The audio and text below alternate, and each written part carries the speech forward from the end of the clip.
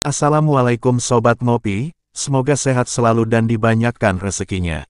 Sudah siapkan kopi udut sama singkong bakarnya? Hayulah kita kancutkan lagi cerita Wiro Sablengnya.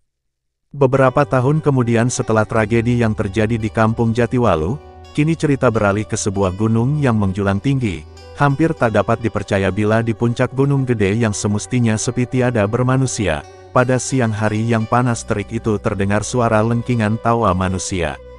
Sekali-sekali lengkingan itu hilang, berganti dengan suara membentak yang kadang-kadang dibarengi oleh suara gelak tawa. Jelas bahwa ada dua manusia di puncak gunung gede saat itu. Dan keduanya kelihatan tengah bertempur dengan segala kehebatan yang ada. Bertempur sambil tertawa-tawa. Siapakah mereka ini? Yang berbadan tinggi langsing dan mengenakan pakaian serta kain hitam adalah seorang nenek-nenek berkulit sangat hitam. Kulit yang hitam keriput ini tak lebih hanya merupakan kulit tipis pembalut tulang saja. Mukanya cekung dan kecekungan ini merambas ke matanya, sehingga matanya ini kelihatan demikian menyeramkan. Berlainan dengan kulit serta pakaiannya yang serba hitam itu, maka rambut di kepalanya serta alis matanya berwarna sangat putih. Dan rambut yang putih itu tumbuh sangat jarang di atas batok kepalanya yang hampir membotak licin berkilat. Namun lucunya pada kepala yang berambut jarang ini, nenek-nenek itu memakai 5 tusuk kondai. Dan anehnya kelima tusuk konde itu tidaklah tersisip di sela-sela rambut yang putih, karena memang tidak mungkin untuk menyisip di rambut yang jarang itu. Tapi kelima tusuk kondai itu menancap langsung ke kulit kepala si nenek. Siapakah nenek-nenek ini? Dialah yang bernama Eyang Sinto Gendeng, seorang perempuan sakti yang telah mengundurkan diri sejak 20 tahun yang lalu dari dunia persilatan. Selama malang melintang dalam dunia persilatan itu, dalam 10 tahun terakhirnya Sinto Gendeng telah merajai dunia persilatan di daerah barat Pulau Jawa bahkan sampai ke Jawa Tengah. Selama itu pula dia telah menyapu dan membasmi habis segala manusia jahat. Terhadap manusia-manusia jahat, hanya ada satu kesimpulan bagi Sinto Gendeng untuk dilakukan, yaitu membunuhnya. Tidak heran kalau namanya menjadi harum. Nama asli dari perempuan ini adalah Sintoweni. Namun karena sikap dan tingkah lakunya yang lucu serta aneh-aneh bahkan seringkali seperti orang yang kurang ingatan, maka lambat laun dunia persilatan menganugerahkan nama baru padanya, yaitu Sinto Gendeng alias Sinto Gila. Lalu siapa pula orang kedua yang berada di puncak gunung gede tersebut, yang pada saat itu bertempur menghadapi Sinto Gendeng? Dia seorang pemuda belia remaja yang baru memasuki usia 17 tahun. Tubuhnya tegap, tampangnya gagah dan kulitnya bersih kuning langsat, hampir seperti kulit perempuan.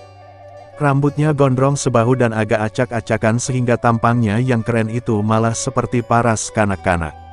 Sebenarnya kedua orang itu sama sekali bukan tengah bertempur karena pemuda 17 tahun tersebut adalah murid Eyang Sinto Gendeng sendiri.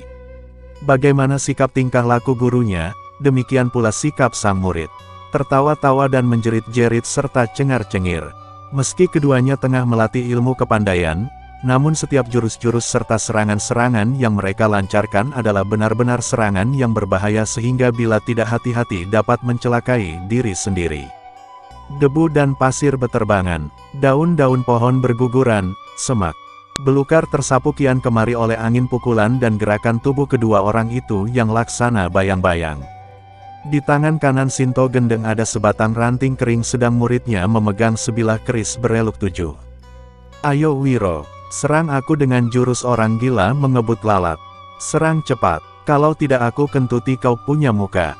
Wiro Saksana sang murid tertawa membahak dan menggaruk-garuk kepalanya sehingga rambutnya yang gondrong semakin aut-autan. Tiba-tiba suara tawa membahak itu menjadi keras dan menggetarkan tanah bahkan menggugurkan daun-daun di pepohonan. Bentakan setinggi jagat keluar dari mulut Wiro Saksana, seketika tubuhnya lenyap. Keris yang di tangan kanannya menyapu kian kemari dalam kecepatan yang sukar ditangkap oleh mata. Inilah yang disebut jurus orang gila mengebut lalat. Dan memang gerakan menyapu-nyapu dengan keris itu meskipun luar biasa cepatnya namun kelihatan seperti tak teratur dan tak menentu. Tubuh Wiro Saksana huyung sana huyung sini. Namun serangan yang seperti asal-asalan itu telah mengurung si nenek sakti Eyang Sinto Gendeng. Tapi si perempuan tua masih juga tertawa cekikikan. Masih juga petatang petiting sambil memainkan ranting kering yang ada di tangannya. Jika saja yang dihadapi oleh Wiro Saksana saat itu bukanlah gurunya sendiri, bukan seorang sakti macam Sinto Gendeng, tapi seorang lain pastilah tubuhnya akan terkutung-kutung atau sekurang-kurangnya terbabat dan tercincang oleh mata keris yang menyapu-nyapu laksana badai itu. Sinto Gendeng tertawa cekikikan dan berkata, "Geblek kau Wiro. Masih kurang cepat? Ayo lebih cepat lagi," kata Sinto Gendeng. Sang murid memaki dalam hati. "Kau memaki ya?" Hardik Sinto Gendeng seperti bisa mendengar perkataan hati sang murid. "Lihat ranting," teriak perempuan tua itu. Tubuh Sinto Gendeng berkelebat. Tangan kanannya yang memegang ranting bergerak. "Awas ketek kananmu Wiro." Meskipun sudah diperingatkan, meskipun sudah mengelak dengan kecepatan yang luar biasa namun tetap saja ujung ranting itu lebih cepat datangnya ke ketiak kanan Wiro Saksana, hingga akhirnya baju putih Wiro Saksana robek besar di bagian ketiak sebelah kanan. "Buset dah, untung cuma ketekku," seru pemuda itu. Dengan kertakan geraham dia menerjang ke muka dengan menggunakan jurus kunyuk melempar buah. Hanya jurus geblek begitu siapa yang takut? Menyahuti sang guru, Wiro Saksana menunjukkan tangan kanannya ke muka. Pada saat tangannya terpentang lurus maka jari-jari tangannya segera membuka dan setiup gumpalan angin keras laksana batu besar melesat ke arah tenggorokan Eyang Sinto Gendeng. Nenek-nenek itu tertawa cekikikan kemudian dia meludah. Meski cuma ludah dan disemburkan secara acuh tak acuh tapi karena diisi dengan tenaga dalam, ludah itu berbahaya sekali bagi pembuluh-pembuluh kulit dan mata. Wiro Saksana berkelit ke samping, sambil berkelit dilambaikannya tangan kirinya untuk menambah tenaga dorongan pukulan kunyuk melempar buah tadi yang agak menyendat sedikit akibat dipapaki oleh semburan ludah Sinto Gendeng. Melihat serangan lawan masih terus mengganas ke batang tenggorokannya, kembali Sinto Gendeng tertawa. Memang manusia satu ini aneh sekali sifatnya. Bahkan setiap jurus-jurus ilmu yang diciptakannya diberinya dengan nama-nama aneh dan lucu.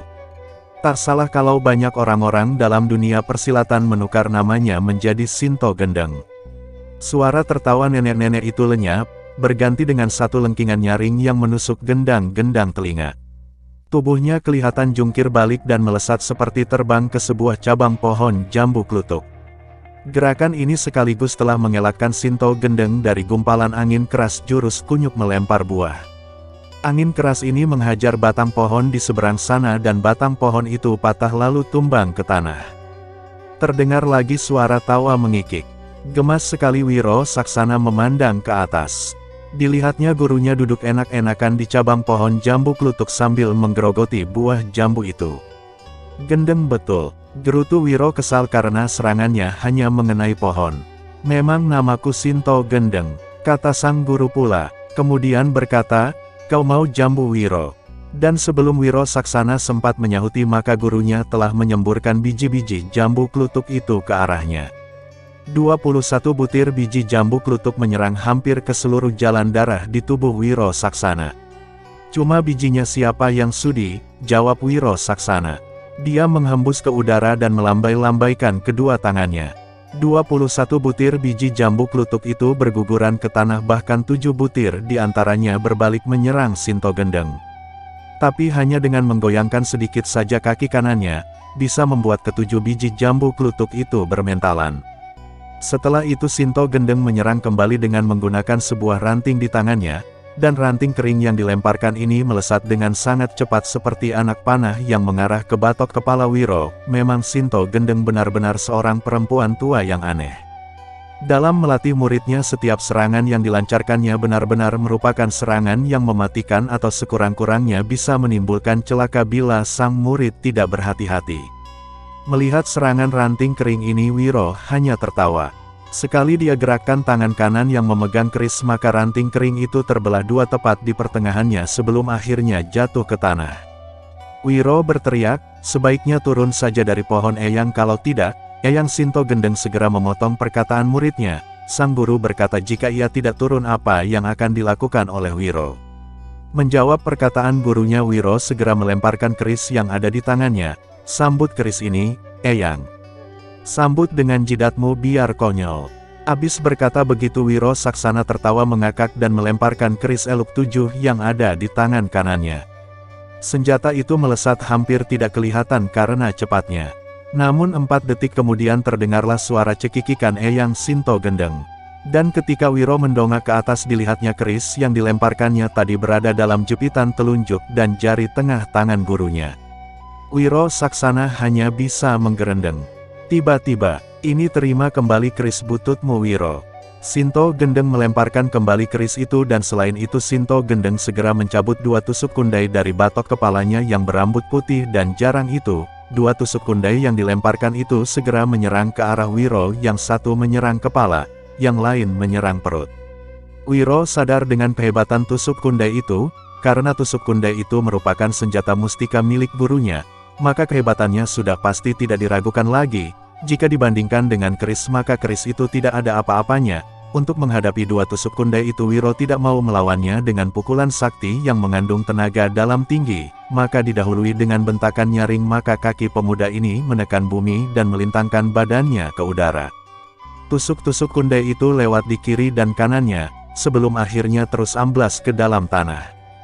Eyang Sinto Gendeng tertawa terkekeh-kekeh dan berkata, "Bagus kau tidak menangkis seranganku dengan hantaman tenaga dalam. Karena tak ada satupun tenaga dalam yang bagaimana hebatnya sanggup memapaki tusuk kundai itu."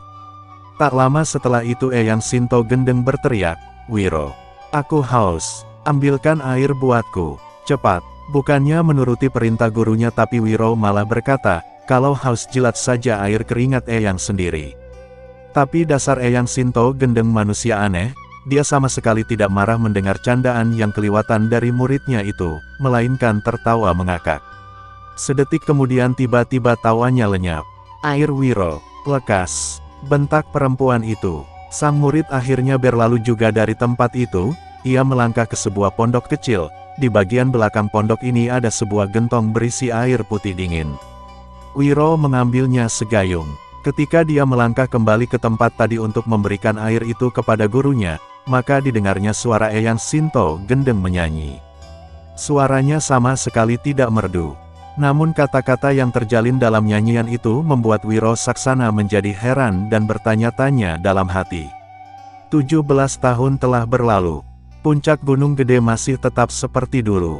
Langit masih tetap biru. Bulan dan matahari masih berpandangan jauh dan rindu. 17 tahun membuat si tua tambah tua. 17 tahun membuat seorang orok menjadi pemuda gagah. 17 tahun masa perjanjian. 17 tahun ujung perpisahan. 17 tahun saat pembalasan. Selama diam di puncak Gunung Gede itu bersama gurunya, walau bagaimanapun miring otak sang guru, namun baru hari itulah Wiro Saksana melihat dan mendengar Eyang Sinto Gendeng menyanyi. Kata-kata dalam nyanyian itu entah mengapa membuat Wiro jadi berdebar. Apakah maksud kata-kata nyanyian itu? Perasaan yang bagaimanakah yang tengah dicetuskan oleh gurunya karena Wiro melihat nenek-nenek itu menyanyi dengan penuh perasaan, dengan mata memandang jauh ke muka. 17 tahun membuat aku si tua bangka tambah tua. Kata-kata ini jelas ditujukan ke diri gurunya sendiri. Tapi pada siapakah ditujukan kalimat yang berbunyi, 17 tahun membuat seorang orok menjadi pemuda gagah itu? Apakah ditujukan kepadanya? Berdebar hati Wiro Saksana. Kemudian kalimat-kalimat, 17 tahun ujung perpisahan, serta 17 tahun saat pembalasan. Apakah arti semua itu? Ketika Wiro Saksana memandang ke atas pada saat itu pula Eyang Sinto Gendeng melihat ke bawah, dengan matanya yang tajam meskipun cuman sekilas. Namun Wiro Saksana masih dapat melihat pantulan air muka serta cahaya mata gurunya yang lain dari biasanya. Air muka dan sinar mata itu menyembunyikan satu perasaan sedih. Perasaan apakah yang ada dalam hati sang guru sebenarnya? Tiba-tiba Eyang Sinto Gendeng membentak keras sampai Wiro Saksana terkejut dan serasa terbang nyawanya. "Tunggu apa lagi geblek? Orang sudah haus kamu malah bengong. Kukencingi kepalamu baru tahu rasa. Lemparkan gayung itu cepat." Dan Wiro Saksana segera lemparkan gayung batok kelapa yang berisi air itu ke atas. Gayung itu melesat ke atas tanpa setetes air pun yang tumpah. "Bagus Wiro, bagus sekali," memuji Sinto Gendeng. Dan dengan tangan kirinya disambutnya gagang gayung tersebut. Sesaat kemudian tenggorokannya yang kurus dan kerinyutan itu kelihatan turun naik meneguk air dari dalam gayung. Air itu diteguknya sampai habis. "Terima gayung ini kembali Wiro." Gayung melesat ke bawah. Wiro Saksana ulurkan tangan untuk menyambut, tapi pada detik itu pula dari atas pohon gurunya kelihatan menggerakkan tangan kanannya. Angin deras mendorong kepala Gayung, membuat Gayung yang hendak disambuti Wiro Saksana itu mencelat ke samping dan menyerang dadanya. "Gila betul," bentak si pemuda. Cepat-cepat dia palangkan lengannya di depan dada. Gayung dan lengan beradu. Gayung pecah berantakan ke tanah, gagangnya patah menjadi dua. Pada saat itulah Sinto Gendeng melayang turun ke bawah. Kedua kakinya menginjak tanah tanpa suara dan tanpa meninggalkan bekas sedikitpun, padahal cabang pohon jambu klutuk dari mana dia meloncat tadi hampir 4 tombak tingginya. Dapat dibayangkan bagaimana luar biasanya ilmu meringankan tubuh perempuan sakti ini. Kedua orang itu, guru dan murid, berdiri berhadap-hadapan. Wiro Saksana dapat merasakan betapa lainnya pandangan kedua mata Sinto Gendeng kepadanya. Pandangan yang sama sekali tidak ia mengerti. Nenek-nenek ini bergerak mundur beberapa langkah ke belakang. Kedua kakinya kemudian merenggang sedang kedua tangan mengembang ke muka. Mulutnya komat kamit merapal mantra, detik demi detik sepasang kakinya amblas ke dalam tanah sampai 3 senti sedang seluruh tubuhnya bergetar hebat. Mukanya yang hitam dan berkerinyut itu basah oleh keringat. Seketika Wiro Saksana menjadi terkejut, ketika dilihatnya bagaimana kedua tangan gurunya menjadi berwarna putih sekali, sedang 10 kuku jari tangan perempuan itu menjadi berwarna perak serta memancarkan sinar yang menyilaukan. "Eyang, apa kau mau bikin aku mati konyol dengan pukulan sinar matahari itu?" seru Wiro Saksana. Sinto Gendeng tidak menjawab. Mulutnya semakin mengemik. Rahang-rahangnya semakin mengatup dan pandangan mata serta tampangnya sangat mengerikan. Merinding bulu kuduk Wiro Saksana. Baru kali ini dilihatnya gurunya sedahsyat itu. Tanpa menunggu lebih lama, pemuda ini cepat-cepat pentang kaki dan dekapkan lengan di depan dada. Matanya terpejam dan mulutnya komat kamit merapal mantra. Sepasang kakinya amblas 2 senti ke tanah sedangkan tubuhnya tak bergerak barang serambut pun, laksana gunung karang yang keras membatu. Tiba-tiba bentakan keras Sinto Gendeng melengking melanglang langit. Kedua tangannya dipukulkan ke muka. 2 rangkum sinar putih yang menyilaukan serta hawa panasnya yang dapat menghanguskan dan melelehkan benda apa saja menggempur ke arah Wiro Saksana. Pada detik yang sama Wiro Saksana membentak pula. Tangan yang tadi bersidekap dengan serentak memukul ke depan. Dan kedua tangan itu terus saja terpentang lurus ke muka. Inilah ilmu yang dinamakan pukulan, benteng topan melanda samudra. Ilmu pukulan ini bukan saja dapat dipakai untuk menyerang, tapi sesuai dengan namanya juga dapat menjadi perisai tangguh atau benteng kekar yang melindungi Wiro dari serangan gurunya. Pada saat angin topan pukulan itu bertemu dengan pukulan sinar matahari di udara, maka terdengarlah suara berdentum yang menusuk liang telinga. Debu dan pasir beterbangan, daun-daun pohon berguguran, bahkan puncak gunung gede menjadi bergetar seperti terkena gempa. Langit seperti mau terbelah oleh dentuman itu. Ketika debu dan pasir surut ke tanah dan ketika keadaan di sekitar tempat itu menjadi terang kembali, maka Wiro Saksana melihat bagaimana kedua kaki gurunya amblas ke dalam tanah sedalam 10 senti. Muka perempuan itu penuh keringat dan matanya menyipit. Namun bila dilihat pula keadaan dirinya, maka didapatinya kedua kakinya tenggelam ke dalam tanah sampai sebatas betis. Sedangkan tubuhnya yang memercikkan keringat dingin itu terasa masih bergetar gontai akibat adu tanding tenaga dalam yang luar biasa tadi. "Bagus Wiro, bagus sekali." Terdengar suara Eyang Sinto Gendeng memuji. Meski memuji, namun dari mukanya bukan menunjukkan kegembiraan, sebaliknya muka yang berkerut-kerut itu masih memancarkan kengerian. "Sekarang sambuti pukulan angin es ini Wiro." Abis berkata begitu, Eyang Sinto Gendeng angkat tinggi-tinggi kedua tangannya dengan telapak membuka lebar menghadap ke arah muridnya. Matanya pun kembali terpejam. Wiro menunggu dengan badan tiada bergerak. Seketika udara mendadak menjadi sangat sejuk. Kemudian ketika Sinto Gendeng memutar-mutar kedua tangannya, maka kesejukan itu sontak berubah menjadi udara yang sangat dingin, bahkan rasa dinginnya seperti membekukan tulang-tulang sumsum. Geraham-geraham Wiro Saksana bergemeletakan menahan rasa dingin yang amat sangat itu. Permukaan kulitnya membeku seperti ditutupi salju. Tanah yang dipijaknya laksana pedataran es. 1 menit saja hal itu berlangsung, lebih lama pastilah tubuh pemuda ini menjadi beku seperti batu. Inilah kehebatan ilmu kesaktian yang bernama pukulan angin es. Dengan badan bergetar menahan dingin, Wiro Saksana membentak dahsyat. Bersamaan dengan itu kedua tangannya diputar-putar ke udara dan seketika angin laksana badai menggebu-gebu ke berbagai arah. Puncak gunung itu menderu-deru, daun-daun pohon yang tadi kaku tegang oleh dinginnya udara kini kelihatan mulai bergerak. Semakin kencang putaran tangan Wiro, perlahan-lahan udara dingin yang tadi menyayat sumsum kini menjadi buyar oleh ilmu angin puyuh yang dilepaskan Wiro Saksana. Semakin keras putaran tangan pemuda itu, semakin membadai deru angin, dan semakin buyar udara dingin. Daun-daun pohon yang tadi hanya bergerak-gerak kini jatuh berhamburan bersama rantingnya. Kemudian satu demi satu pohon-pohon kecil bertumbangan.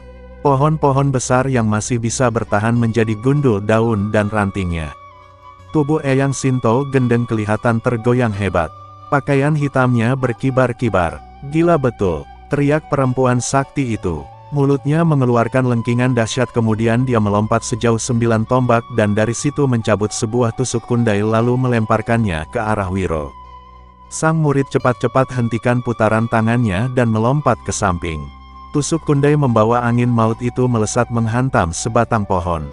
Pohon itu tumbang dengan batang pecah berkeping-keping. Seketika udara dingin lenyap, angin yang seperti angin puyuh juga lenyap dan suasana kembali seperti sedia kala. Ketika Wiro memandang ke muka dilihatnya gurunya berdiri memegang sebentuk kapak yang aneh sekali. Belum lagi dia sempat meneliti lebih lama benda itu, Eyang Sinto Gendeng ajukan pertanyaan, "Kau lihat senjata di tanganku ini Wiro?" Sang murid mengangguk dan matanya menatap tajam ke kapak aneh di tangan gurunya. "Kali ini kau tak akan sanggup lagi berkelit dari seranganku Wiro." Wiro pun terkejut apakah gurunya sudah gila hendak membunuh muridnya sendiri. Perempuan itu tertawa mengikik sambil berkata, "Aku memang sudah gila, kalau tidak percuma namaku Sinto Gendeng." "Bodoh jika kamu tidak tahu apa artinya Gendeng." Wiro Saksana memandang dengan waspada. Matanya kembali meneliti kapak aneh di tangan gurunya. Kapak itu bermata dua dan besarnya hampir sebesar batu bata. Gagangnya putih bersih, mungkin terbuat dari gading. Pada batang kapak yang besarnya hampir sebesar lengan itu kelihatan 6 buah lubang kecil. Ujung terbawah dari gagang kapak ini merupakan kepala seekor naga yang mulutnya membuka. Eyang Sinto Gendeng pun berkata, "Aku akan pergunakan kapak ini 3 jurus berturut-turut untuk menyerangmu. Bila kau sanggup melayaninya, kau akan selamat. Kalau tidak maka bersiaplah untuk mati konyol." Wiro Saksana kertakkan geraham. Dia hendak bertanya arti dari kata-kata gurunya itu.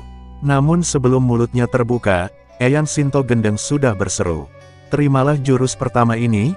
Eyang Sinto Gendeng menerjang ke arah Wiro, kapak besar di tangan kanannya membabat kian kemari dalam jurus orang gila mengebut lalat.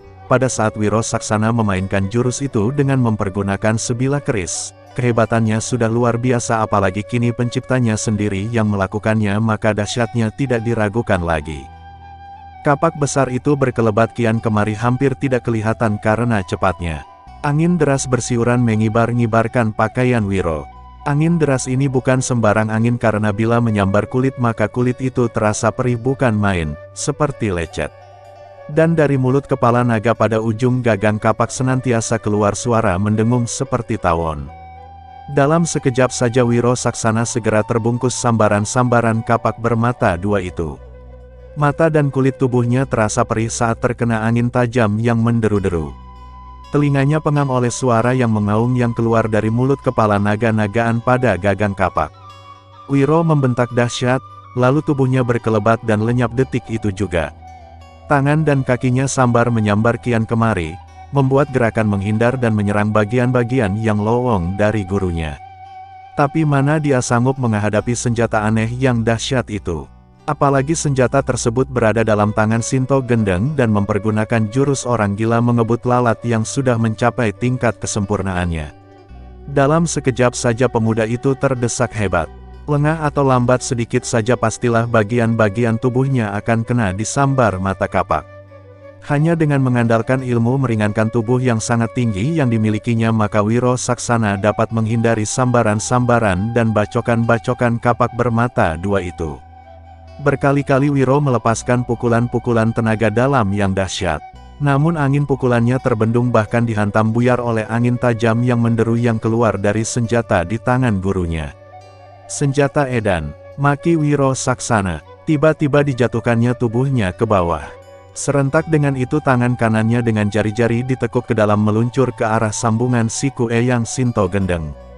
Tapi pada detik itu pula kaki kanan sang guru menyapu dari atas ke bawah, mencari sasaran di kepala Wiro Saksana. Mau tak mau pemuda ini terpaksa jatuhkan dan gulingkan diri di tanah. Dengan demikian maka berakhirlah jurus pertama yang penuh kehebatan itu.